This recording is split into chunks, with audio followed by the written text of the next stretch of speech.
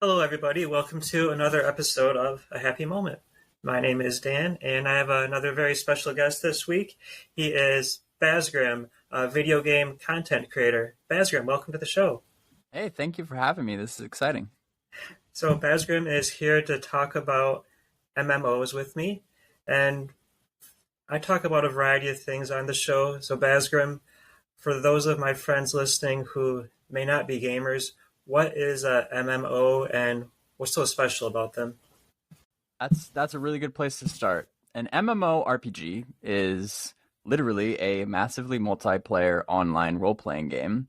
And in the truest sense of the term, these are shared virtual worlds that anybody can log into whenever they want and share a virtual space with other real people and just do fantastic things together. And that really is, in my opinion anyway, the best part of them, the fact that you can spend time and make these memories with people that you wouldn't otherwise be able to interact with at all. Like, I've made friends with people from all around the world and learned about them and their cultures and their religions that I would otherwise have no idea about, and then and it's that sense of kind of camaraderie that you get when you're in this virtual world and you're you know taking on these goals and these obstacles and doing quests together and all overcoming these challenges through a sense of teamwork and communication. And it's something that I haven't been able to experience anywhere else. I think it's just a fantastic I think it's just a fantastic way to spend your time. Yeah, definitely agree. The majority of MMOs have been in the fantasy genre. Not all of them, but most of them. Why Mhm. do you think the fantasy genre is so well suited for MMOs? Um, I think because it allows you to do things that you wouldn't otherwise you could only achieve through your dreams. Anybody can, if you're doing like an MMO shooter, like you can pick up a gun in real life, and or maybe go to like a paintball, you go do a paintball tournament or something, or airsoft or whatever.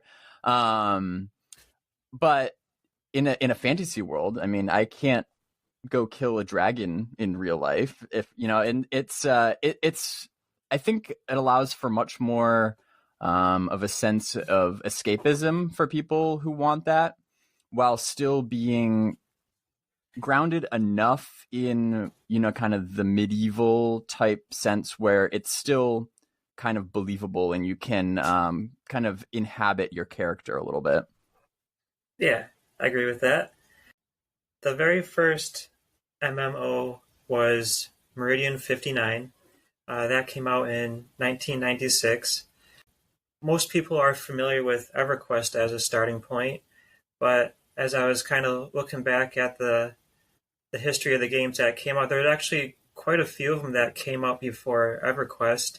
And Hmm. Bazgrim, I believe I've heard that EverQuest was your first game. Have you ever Hmm. gone back and checked out any of those older ones? You know, I haven't, and I really should.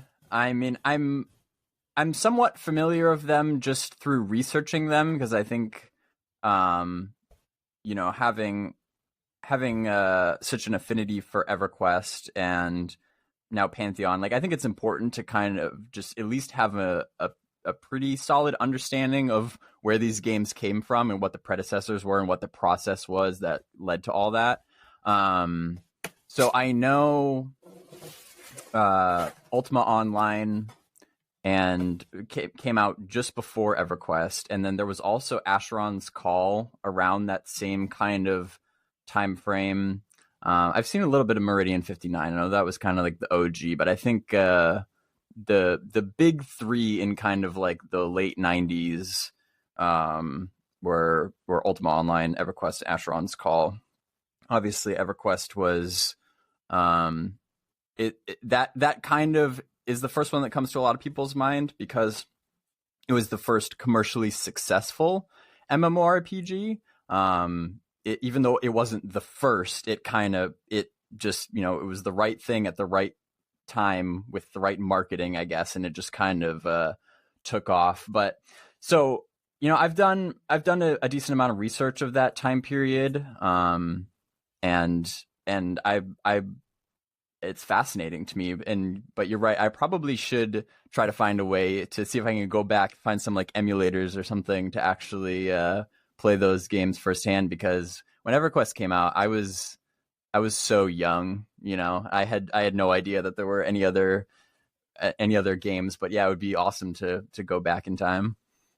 One of the neat things about the time they were in right now is that a lot of those older games have emulators that people are making now, and so you can go back and revisit them. The first MMO that I played was Ultima Online, and had definitely had a lot of fun with that one. I think, I don't know, for whatever reason, with Ultima Online and that game more than any MMO I've played since, I found crafting to be the most enjoyable in that game. Also frustrating because at the time they had like open world PvP, yes. Player versus player combat. And back in the day, I'm going to date myself a little bit here, but I was playing Ultima Online on a 56K modem, the dial-up connection, which wasn't the most reliable. So I have many memories of being out in the mountains, like mining ore or something for like an hour, and then along comes a player killer and wipes me out, takes all my stuff, and yeah, so, I've heard that is one of the main things that sticks with people who played Ultima Online. Like I said, I haven't played it myself, but I've talked to a lot of people who have, and that's almost always the first thing that comes up is the PvP aspect of it, and just open world PvP, which is not my preference at all. Now again, like I would be willing to, if there is an emulator. Is there a UO emulator out there? Yeah. Okay. There is. See, I'd be willing to give it a shot. Does it have a decent population though? Because that's when you're dealing with open world PvP, that makes a big difference to how many other people are running around. Yeah, see, I think there's two different Ultima Onlines right now.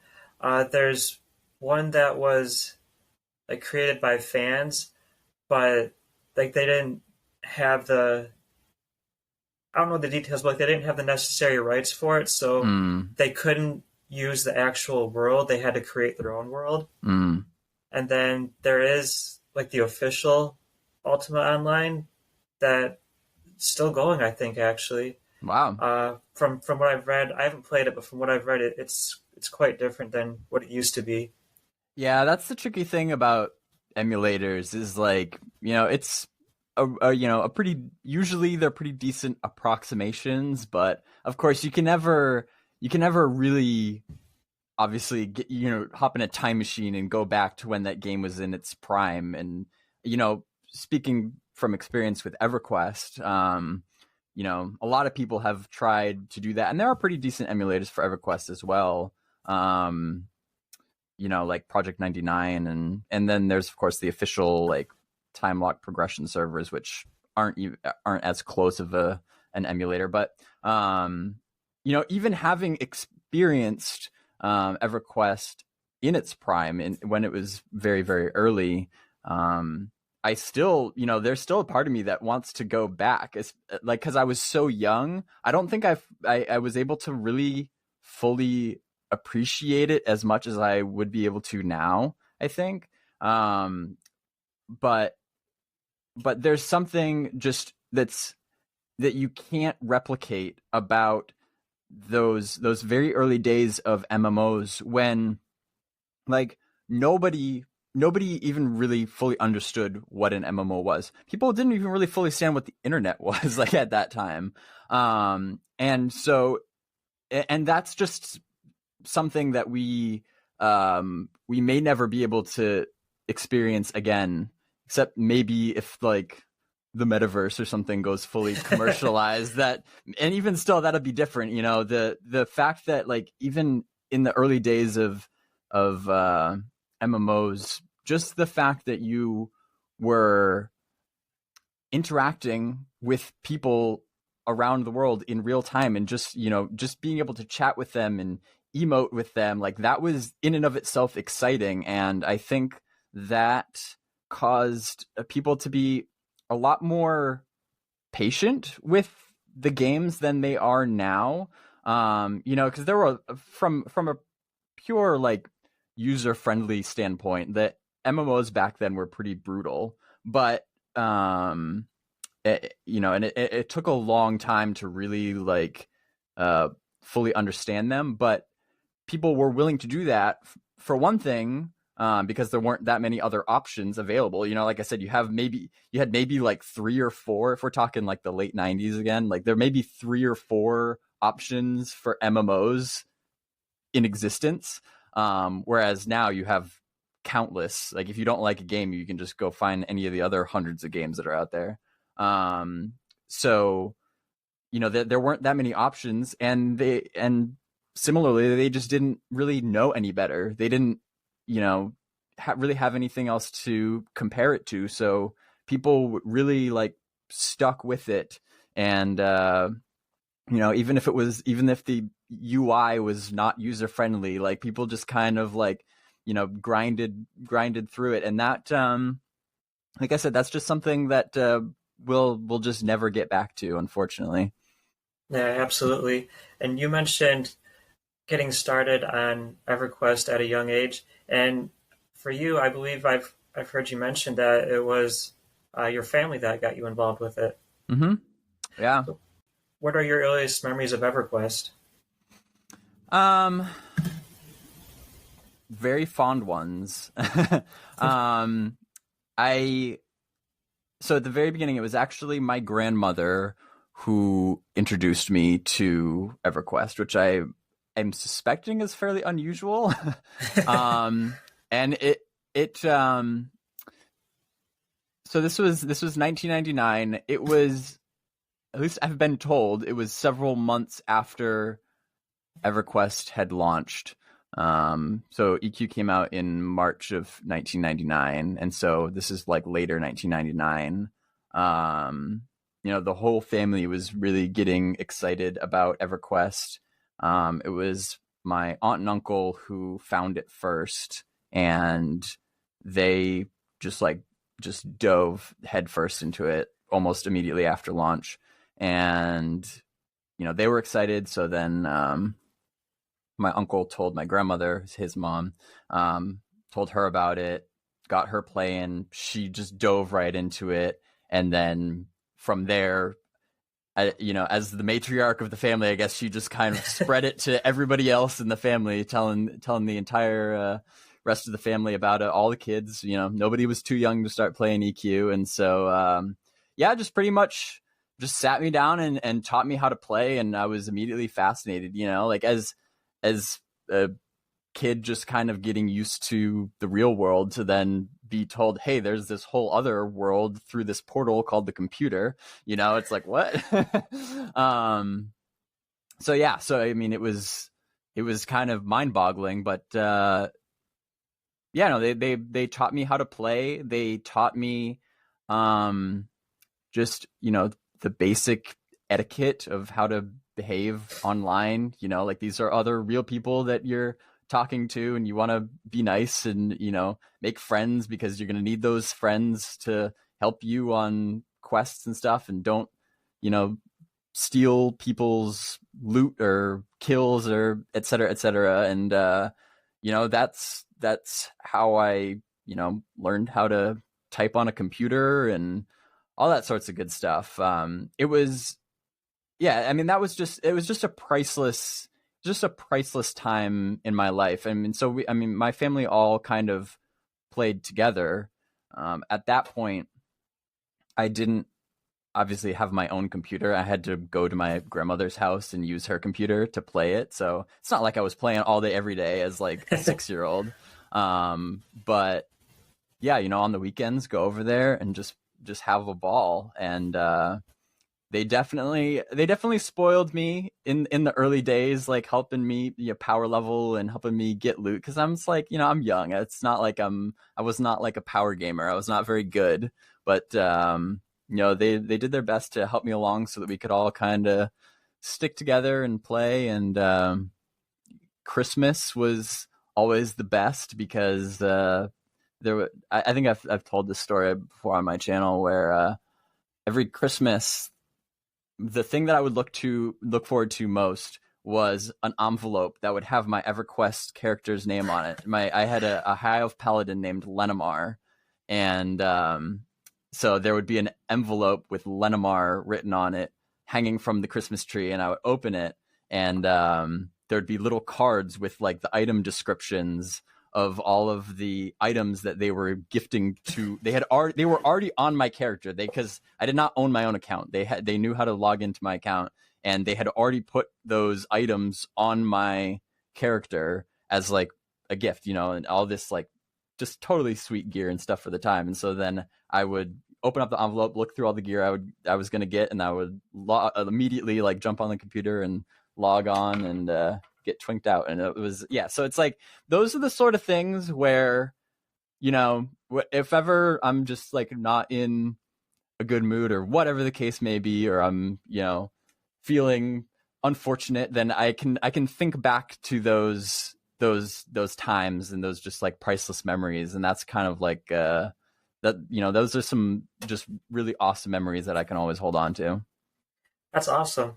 I know one of the biggest frustrations I had with EverQuest was sometimes it could be pretty challenging to find a group. But I take it you didn't have that problem very often. Yeah, exactly. I was very lucky to never really be lacking for people to play with. Very cool. After EverQuest, there's this little game that came out. You might have heard of it, World of Warcraft. Oh yeah, just tiny little game.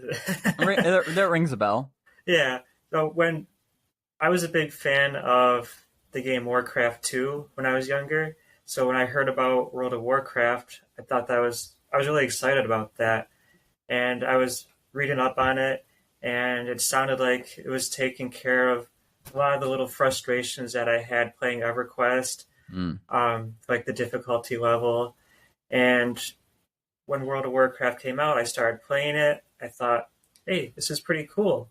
But I never got real far into it just because it came to a certain point where I'm like, man, this is kind of easy. You go from playing EverQuest, where a good portion of the content pretty much requires that you have a group to join, and you go to Warcraft, where you can solo a good deal of the content.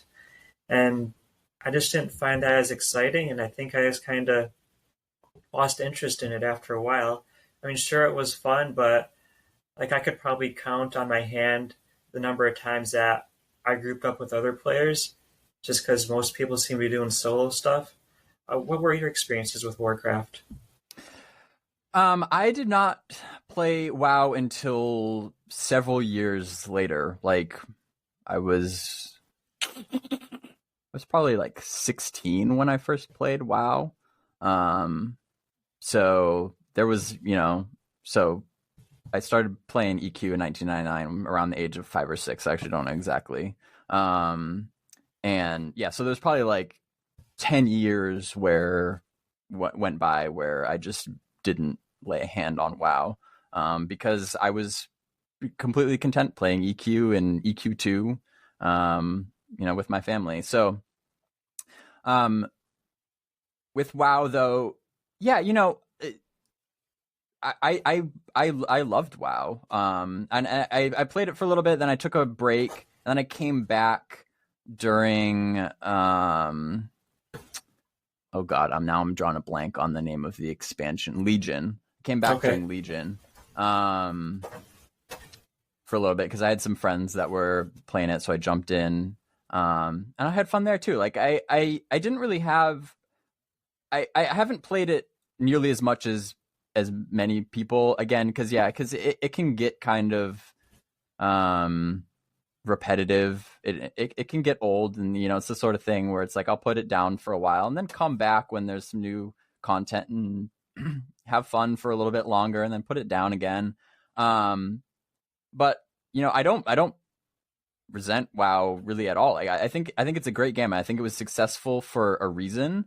And like you said, I think you described it well. It's like, they took the formula, the basic formula of EverQuest that worked very well and was, commercially successful in itself. And then, but they kind of took out the more negative aspects of it and refined it and made it more palatable to more people, which, strictly speaking, like, that's a good way to innovate just in general. Like, that's a good way to make a successful product, is to take something that, basically works, but then just further refine it.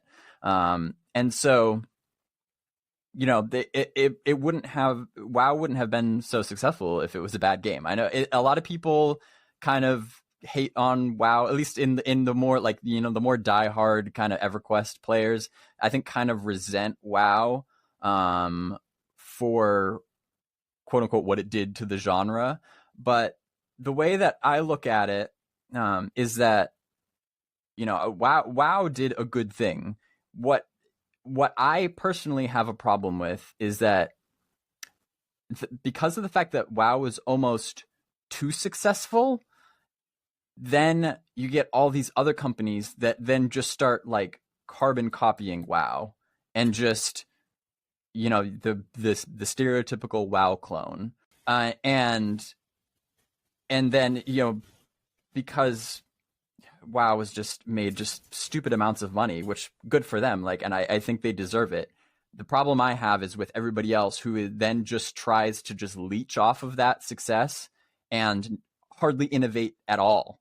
WoW was a good innovation, but then after that, there was, I can't say no innovation, but there was very, very little innovation for years because everybody was just trying to just do what WoW did.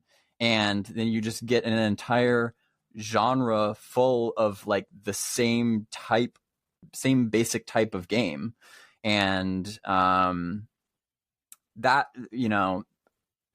and that's just, it's just sad. It's just unfortunate because then, years and years have gone by, and then the genre starts to feel very stale because very few people have been bold enough to try to break out in a new direction. Yeah, WoW definitely they put MMOs on the map, Mm-hmm. and really, it was a very accessible game, and that's one of the reasons why it was so popular. And yeah, it's not a bad game. This wasn't my cup of tea, and they've really done a good job with things.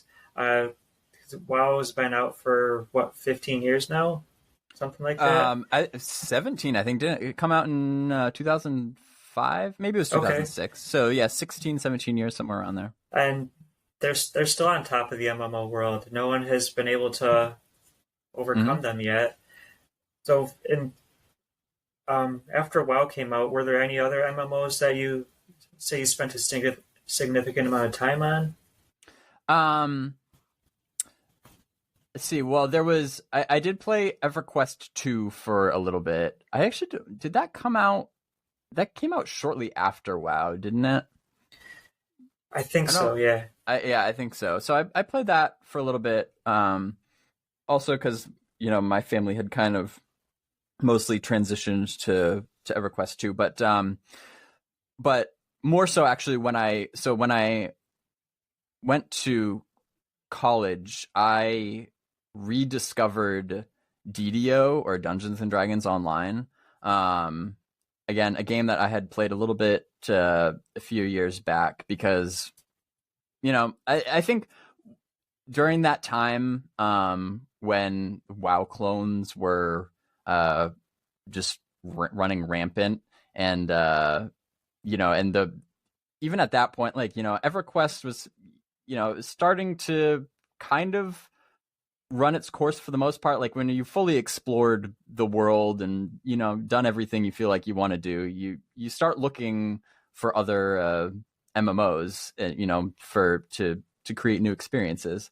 And so I think it's probably pretty relatable. A lot of MMO players went through this time period, where you just try pretty much anything you can find out there, any MMO out there, and just give it a shot just to see if it sticks. And so when I was doing that, I found DDO, which I thought was fairly unique. It didn't really feel like a WoW clone at all, and so I had some fun with that. Then I did put it aside for a little bit. Then when I got to college, I rediscovered it hard. Like I kind of it struck me in a new light. And so yeah, I dove pretty deep into the community in that game for probably like 4 or 5 years, and I played a lot. That actually was probably the game that I played most intensely, because it was just at a time in my life where I just had lots of free time, and that's just what I wanted to do. I was like, I'm in college, I'm in control of my my time, so that's just what I did, and I had a great time.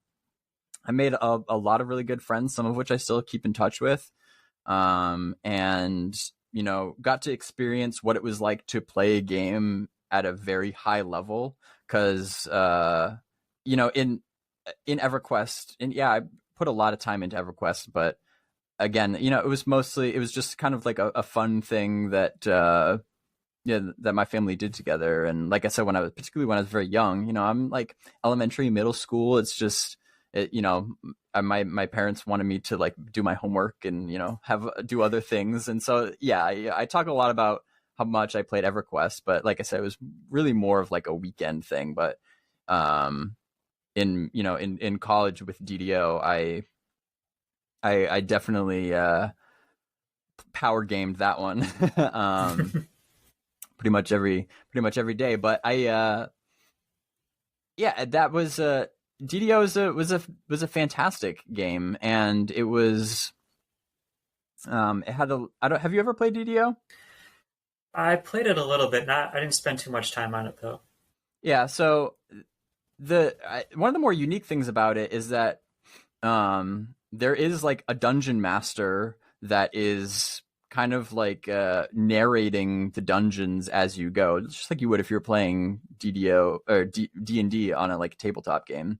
And so it was very kind of like immersive and lore driven, and also very group based, which that was really what I think I liked the most about it, is that we play MMOs for the camaraderie in the community and the relationships that are formed. And in DDO, even though yes, you totally could solo, it was definitely ultimately intended for group play, and that's that's what really kind of, I think, latches, or either you latch onto a game or a game latches onto you. I don't know which one's which, but you get to a point where it's like, yeah, I've got my guild and they count on me to log in and do my job, and that's really what makes it so sticky.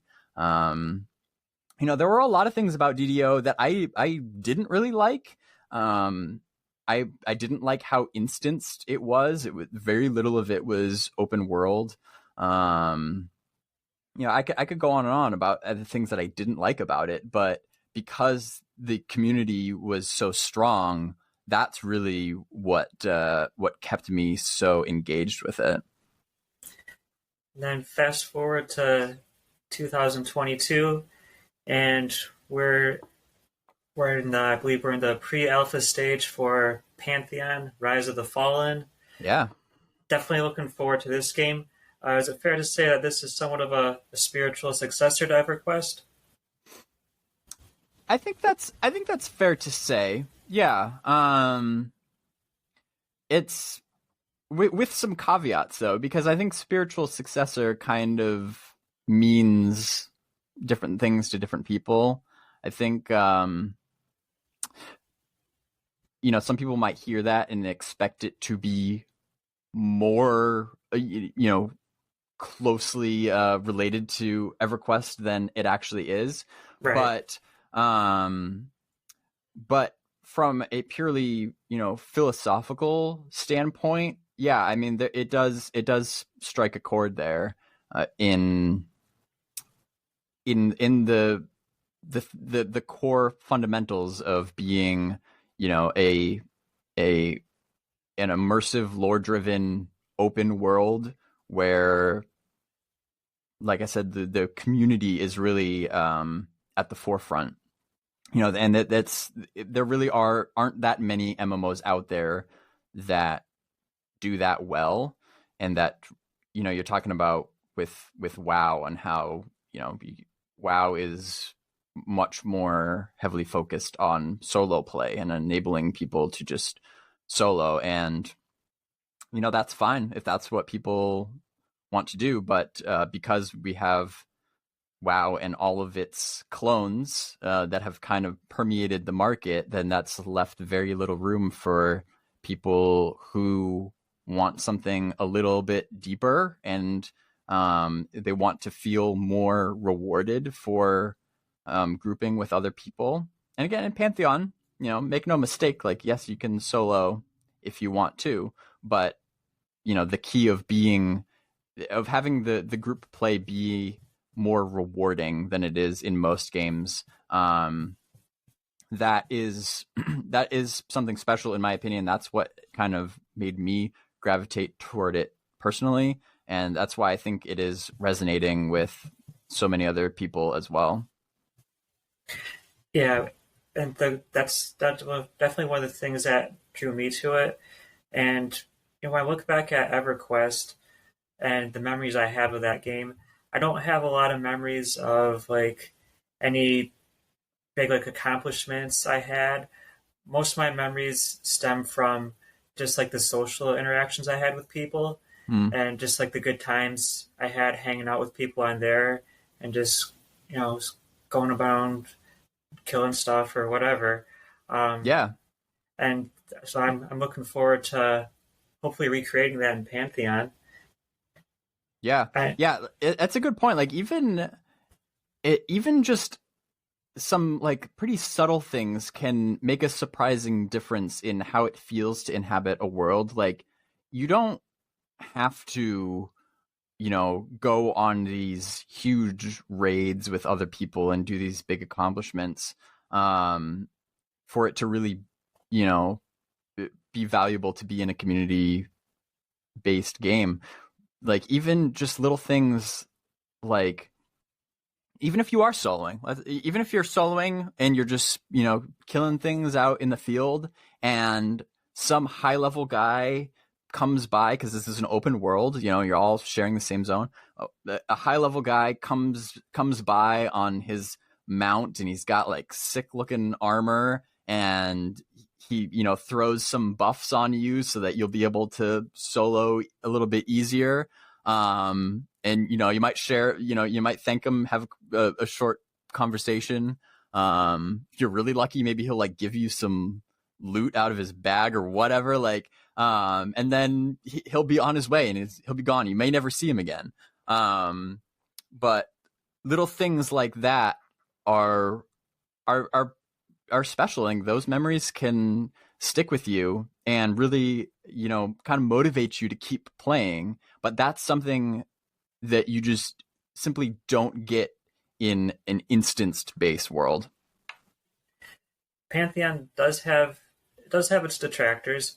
It was first announced back in 2014, so it's been in development for a while. You feel pretty confident about it? Yeah, I mean, I don't think I would be here talking to you if I Right. wasn't. um, yeah, I think, yeah, there's definitely there's no denying that it's been in development for a long time, um, longer than probably anybody would have anticipated, and it's understandable that, yeah, I think a lot of those detractors they're really just frustrated in how long it's taking. Um, you know, it it's my impression that a lot of the people who may appear to like hate on the game really just want to play it, and are just just don't have they've just lost patience. They're just sick and tired of waiting. Which is, like, I can't really blame them. It has taken a long time.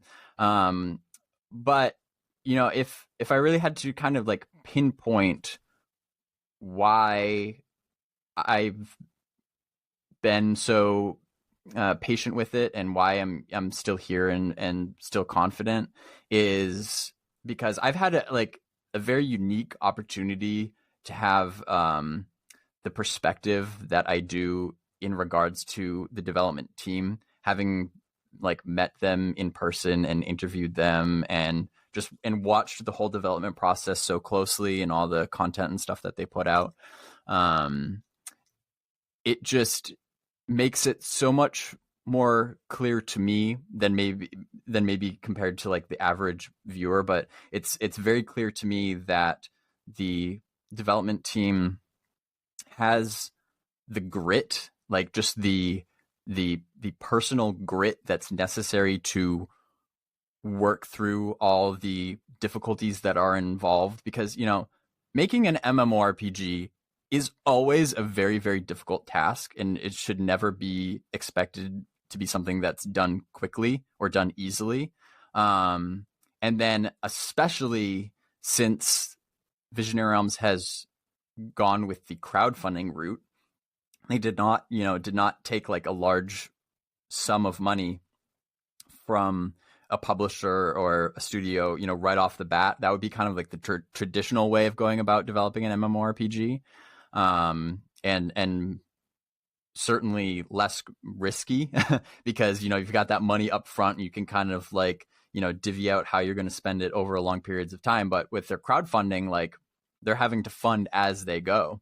And so that just makes it even more difficult on them. Like, they've definitely taken on an extremely difficult task for themselves, but because they have the grit and again, from my perspective, like, they just so deeply believe that what they're doing needs to be done, like that in and of itself is such a huge factor of success for any sort of creative endeavor. This applies to a lot of different industries. If you have that grit and the desire to just accomplish what it is you set out to do, that makes me feel a lot more confident that they are going to get there. Again, I don't know when, but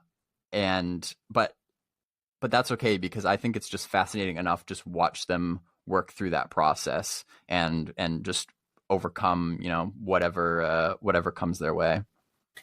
And it does feel like they have, it feels like they have a lot of momentum going right now. Recently, they released some game footage, and it looks really good. Uh, and they're doing a good job at updating the community on a regular basis. They're coming out with new information every month, and I think things are moving along pretty well. Aren't they getting ready to move into the alpha stage pretty soon here?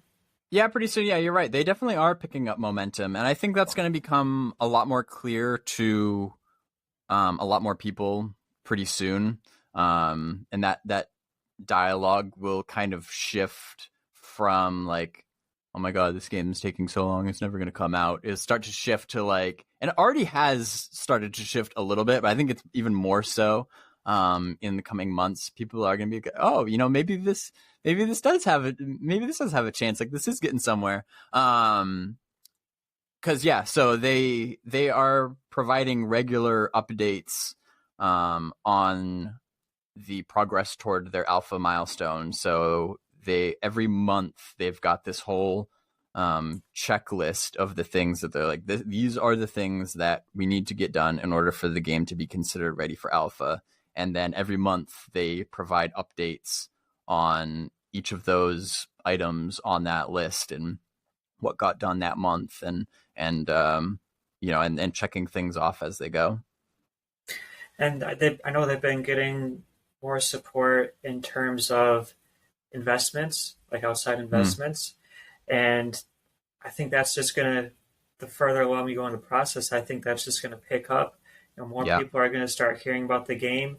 They're gonna attract even more investors. So I think they're in a good spot right now. What would you say that you're most looking forward to about Pantheon?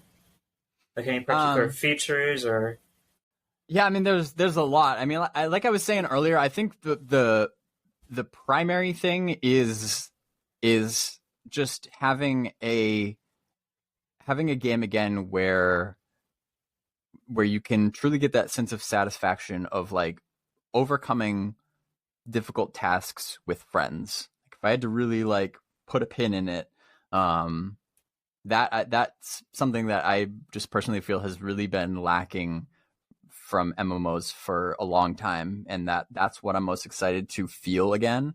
But there's lots of other things. Just speaking purely about like features and stuff, like there are some other things that I think have been really lacking from MMOs for a long time, like meaningful weather, and like the climate system that Pantheon has, where for those of you who don't know, the climate that you're in has very real effects on the gameplay. So as a basic example, you might have like a region that is under the effects of a frigid climate, and so it's very cold and like snowy area. So there are different tiers of that climate that you might have an area that is maybe like a lower tier, like a tier 1, tier 2 frigid climate. That's so it's like it's a little bit chilly. You might have some effects like maybe your like movement speed is decreased or your attack speed is decreased or something like that. But there are things that you can do to counteract those climates, and that's the key. There is that you maybe whether it's like a potion or a gear, like you maybe like throw a scarf on or something, or to kind of to counteract that frigid climate, so that you aren't so inhibited by its effects.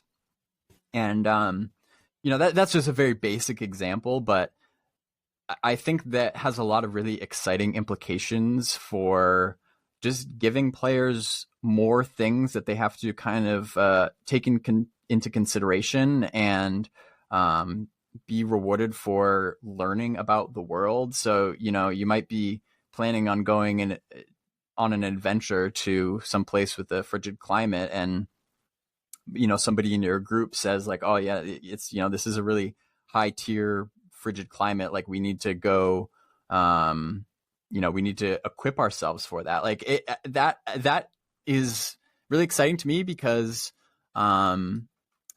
it almost kind of it's so immersive. Like you think about even in real life, like if you're gonna go on a camping trip, I'll use that as an example because I just went camping a couple weeks ago. Like before you go on that trip, you need to think about like, okay, where am I going? What should I bring with me? Like if you forget to bring a sweatshirt when you know that the weather is going to be really cold, like you're going to be hurting. So like that, again, that's a very basic example, but I think that that sort of thing is going to be pretty interesting. yeah, I'm excited about the possibilities with Pantheon. I think Warcraft kind of created the mold for the modern MMO, and I think Pantheon's going to shatter that mold and going to just break out into this awesome new thing that no one's ever seen before with all the stuff they're going to do, like the weather that you talked about. Mm-hmm. Bazgrim, one of the hallmarks of any MMO is choosing what class you want to play. Traditionally, what kind of classes have you played in MMOs, and what are you looking forward to the most playing as in Pantheon? That is not as easy to answer as it may seem. So okay, so what have I played in the past? I mean, I've experimented with pretty much any role and class that I could get my hands on in EverQuest anyway. But what I typically latch onto, what I think I've played the most, are healers, and so in DDO, the game that I really spent a lot of time on, I played a cleric, and I had a blast with that. Like this, it was just something very satisfying about keeping people alive, and some of those clutch moments where somebody's about to go down and you get the heal in just in time, and I think I like that pressure of knowing that the team is relying on me, and that I have a job to do, and if I don't do it well, then I'm going to be the one to blame. Like it's just I know that's not for everybody, but that's for me. So that's what I have played the most. And when I found out about Pantheon, that was kind of what I was. Obviously, I initially gravitated toward it, but it actually is not until the past year or two that I have been becoming increasingly interested in the crowd control role. So, it's something that existed in EverQuest for sure, but it actually was one of the classes that I did not play until somewhat recently. In one of the new groups that my family rolled up. Yes, we still play EverQuest from time to time after all these years. And I was like, I'm going to play an enchanter because it was like the only class that I had never really played before. So I was like, I'll give it a shot. And then like I immediately just really took to liking it. And again, for those of you who don't know, I mean, the crowd control is something that actually it's a role that not a lot of MMOs really focus on. Now, I mean, group group role composition isn't really a thing in a lot of MMOs. Like you said, when it's really a solo based experience, and a lot of the MMOs are, group roles just kind of go out the window. But when you do have a more cooperative type experience, each of the classes kind of has a primary role. So you might have, the classic trinity is like you have the tank, the DPS, and the healer. So you got the tank absorbing the damage, DPS classes dealing the damage, and then the healer keeping people alive. That's the classic trinity. But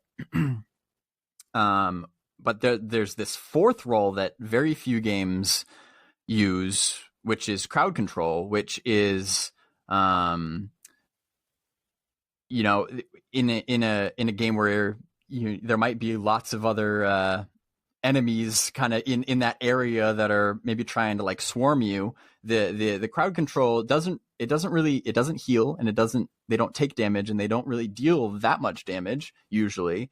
What they focus on is keeping the NPCs in the area locked down so that they're not all attacking your group at the same time and overwhelming you. So, they might, mesmerize a creature to make them kind of like stand still and not attack. And so it satisfies that aspect of me that likes having to juggle multiple tasks at once, and under pressure. So, and again, like playing healer, like if you don't do that well, if you don't keep those enemies where they're supposed to be, then your group's going to get slaughtered, and they're going to all blame you for it. And I think that's awesome. So yeah, since I discovered how much I enjoyed that style of play, and reading more about the enchanter in Pantheon and seeing how it'll be very similar, I am starting to shift my focus more towards that, where I'm not going to commit to it 100% yet because I need to play with it a little bit more, but I'm starting to think that that's the direction that I'm going to go with Pantheon. Yeah, group composition in a game like EverQuest, that was very important. my main character was a rogue. I had a lot of fun playing a rogue. When the Lost Dungeons of Noath expansion, I think it was called, came out, Mm-hmm. and they had the instance dungeons you could do. Um, One of my favorite memories of that was I kind of like chaotic situations a little bit, Mm. and I was kind of desperate for a group, and so were some other people. So we had this group where I had my rogue, and then it was like me and like four spellcasters, which which not the there's like a cleric, a necromancer, and some other casters. So not for a group based game like that, not the best composition because there's no one to absorb the damage really. Sure. But that was a lot of fun. I think we failed, but it was really close. And traditionally, I kind of like the rogue classes or spellcasters. I did try the enchanter. That was a lot of fun, Mm. and because one of the big challenges of the enchanter is, okay, sure, you can memorize the right enemies to help keep your group safe, but you also need to communicate with the group who you're enchanting because if they attack Yes. it, that breaks the enchantment, then the monster is free again to attack. So Yes. you have a lot of things to juggle around there. Yeah. I've Yeah. I'm sorry. Go ahead. No, go ahead. I was just gonna say like that. I'm glad you mentioned that because that is that is a big part of it, and that's there's something. It's so important about MMOs that I think a lot of people don't really realize is specifically with these more group oriented MMOs. That's like so important, and is the communication aspect. That's something that I think I actually learned from EverQuest by playing it so young and playing it with my family is learning how to communicate. It's a big aspect of cooperating with other people. Like they can't read your mind. Like you need to talk about what you're doing, what you need them to do, et cetera, et cetera. And it's so invaluable to have like a a safe and fun place to practice that through a game where because that's something that you can take that into your everyday life. And I think I have. I seriously attribute my time playing EverQuest and then all the other, group based MMOs like DDO, all that I played after. I think I think that having the practice of that communication has improved my real life relationships and my job and really everything else like that's a legitimate life skill that you can practice through MMOs, and I just think that's incredible.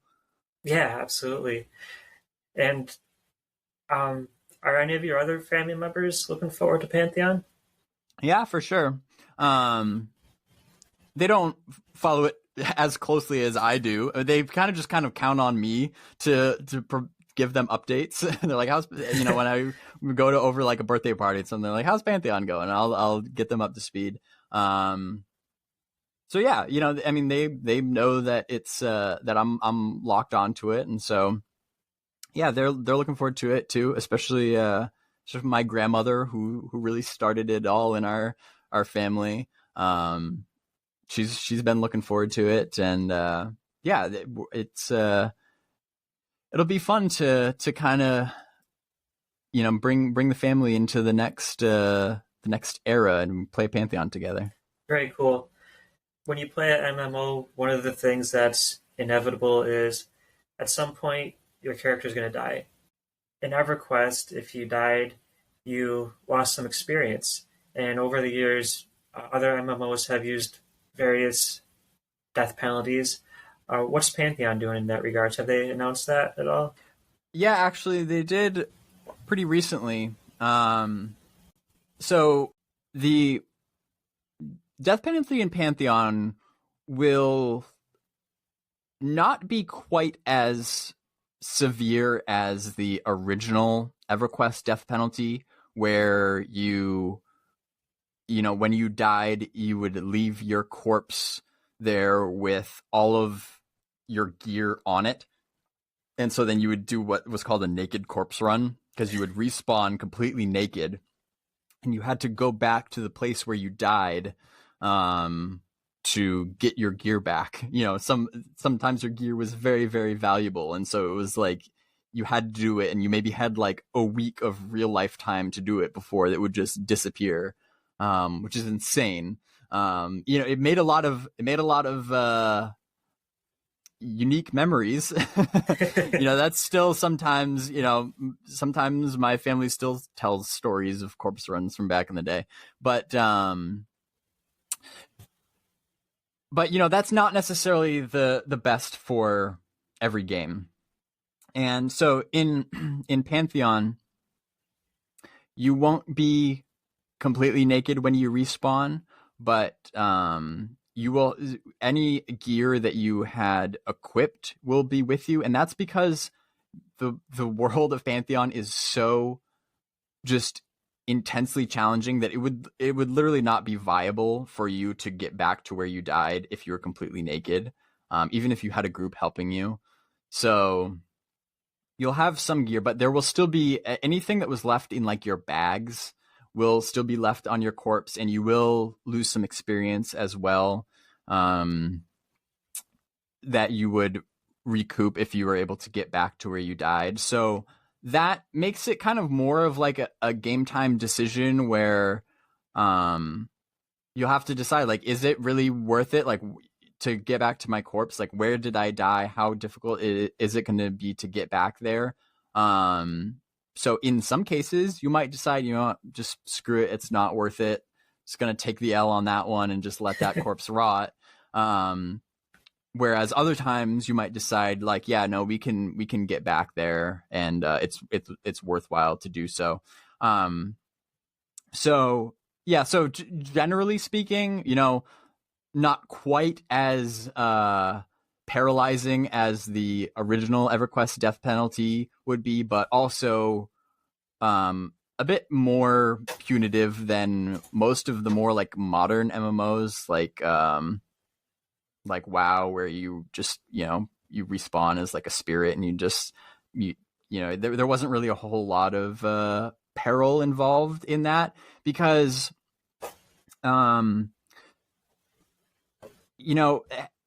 having a death penalty that makes you where it might put you in a tough spot, that really makes you kind of not want to die, like you really feel that sense of risk involved when you're deep in a dungeon doing something very difficult, and you are like genuinely afraid to die, because like if I die here, like that might be a problem, and that might take some time to get back here. That gets the adrenaline pumping, and that raises the stakes, and that makes so that when you do succeed, even if maybe you have to fail a couple times, when you do finally succeed, it makes it all the more memorable and satisfying. And again, I mean, that's something that I think in some ways that prepares you for real life pretty darn well. Like I know that's not something that everybody wants to get out of their MMO. Some people just want to play, just kind of casual and like low stress, and that's fine. Again, there's plenty of MMOs for that where you can do that. But if you want a game where you can feel the sense of like of real trial and error and great accomplishment, you need to have a pretty significant death penalty for that. And so, yeah, that's definitely something that I think will be very valuable about Pantheon. Because again, I seriously think that working through the big bad death penalty of EverQuest kind of made me more persevere more through real life tasks as well, because if it's going to be worth it, you're gonna keep working on it. Yeah. So there are more details of Pantheon's death penalty. That's not an extensive description of it, but you can find more details online about it. But yeah, that's from a more philosophical standpoint, that's where it's at. Yeah, yeah, a good death penalty can definitely make you consider your actions and be a little bit more cautious about how you approach things. Yeah. Bazgrim, for those of for those who are listening who maybe they're intrigued, maybe they're on the fence about Pantheon, why should they check it out? Um, well, if anything that we have said here today sounds interesting to you, then there's a good chance that that it might be something you would enjoy, and so you should go. Yeah, you should go learn more. There's a lot to learn about it. Again, I don't pressure anybody into like supporting a game that they don't want to support. If it's if this is the game for you, then it will become pretty obvious.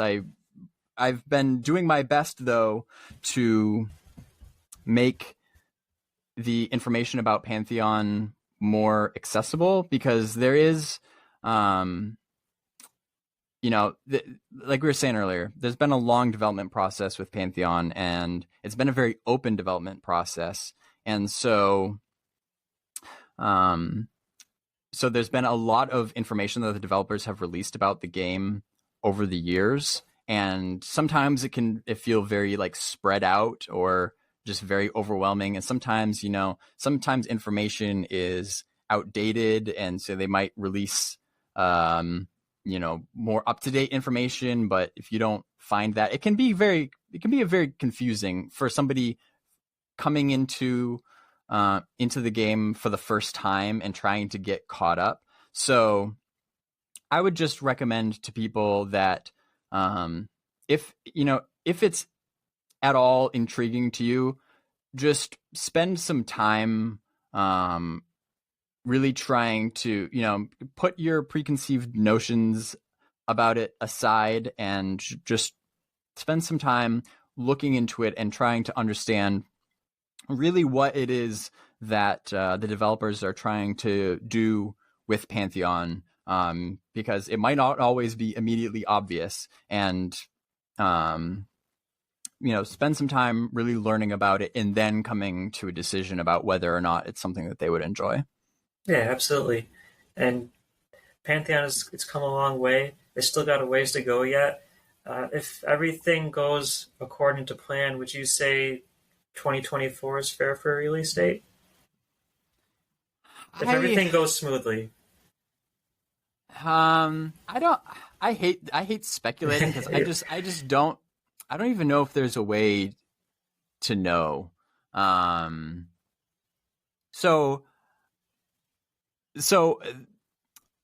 we were talking about alpha earlier, and it's, so let's take this one step at a time. So alpha is almost certain, from the way it seems now, going to be probably like mid 2023 of next year. And that is going to be a really critical turning point for the game's development. So, we can pretty much see, the momentum that they have now, and they've clearly defined what they need to accomplish to get to that alpha milestone. So like I said, that pretty clearly puts us at mid 2023 for alpha, sparing any, catastrophic disasters. So, at that point though, all I can really say with any degree of certainty is that alpha will be a huge turning point. If it goes well, like you were talking about the investors earlier, there have been some investors that have been coming on recently to help like fuel the development of the game. But alpha is going to really be that big proving ground for whether or not, Pantheon is going to be a viable, launchable product in the eyes of the public and the investors. So if alpha goes well, and there's thousands of people that are already signed up to test for alpha, and the NDA will probably be at least mostly lifted at that time. So hopefully if it goes well, there's going to be a lot of buzz about it from the people who are playing it for the first time, And so, if there is a lot of hype about it at that time because it's just a good game, and investors will notice that and they say, there's a sizable community forming around that game, and investors want to get a return on their investment. So if they see all the buzz around the game around alpha, then they'll be more likely to jump on board with it. And now, as a side note, like Visionary Realms has been pretty picky about the people that they partner with for investors. And I mean, they are looking for a publisher, but it needs to be a publisher that's not going to just take over creative control and do whatever they want with it. But, at that time around alpha, if they can find like a publisher or a big investor that is willing to let the devs keep creative control, but will fund the development the rest of the way, then they're going to be on the fast track to release. Then they got to get through the rest of alpha and beta and then release, and that will be it's a possibility. I think it's not unreasonable to maybe forecast 2024 2025 for that. Again, it's all speculation. It's almost meaningless, but Yeah. If they can get a publisher during alpha, that'll put them on the fast track. If not, then they would have a much longer road ahead. But that's I think the best way to kind of look at it at this point. Yeah, definitely looking forward to that, and looking forward to following the progress as the months roll along. For those of you that would like more information on Pantheon, you can find that at pantheonmmo.com. Bazgrim, thank you for joining me today. For those of you who would like to learn more about Bazgrim, you can find him on YouTube at Bazgrim TV. Is that right? Yep. I'm Bazgrim TV on YouTube, and then I would also like to point out a website that I helped make with some other knowledgeable people in the community. We made a website called libraryofpantheon.com, which we have taken all of the information and newsletters and videos and everything that the developers have put out about Pantheon from the time it was first announced to today. We have organized it and made it much more easier to consume than it was otherwise. So again, if you're interested in finding out more about the game, I would direct you to libraryofpantheon.com. It's free and easy to use, so it's a resource that we have been passionately putting together, and would love for you to make use of it. Very cool. Bazgrim, thank you again. And at some point in the future, as we get further along the development process, we'll have to catch up again and take a look at what kind of progress we made and where Pantheon is at. Until then, thank you very much. Talk to you later. Yeah, I would love that. Thank you. This was great. That was a lot of fun talking to Bazgrim, and I've had a lot of cool interviews on this show. Just in the past month alone has been really great. I interviewed dark fantasy author Joseph Sale, heavy metal band Lesbian Bed Death, mental health advocate Tim McCarthy, and now add Bazgrim to that list. Good times here. If you have any questions about Bazgrim or MMOs, anything that we talked about today, please feel free to contact me on Twitter at @HappyMomentPod. I'd be happy to chat with you. Thank you again for joining me, and I'll see you next time. Bye.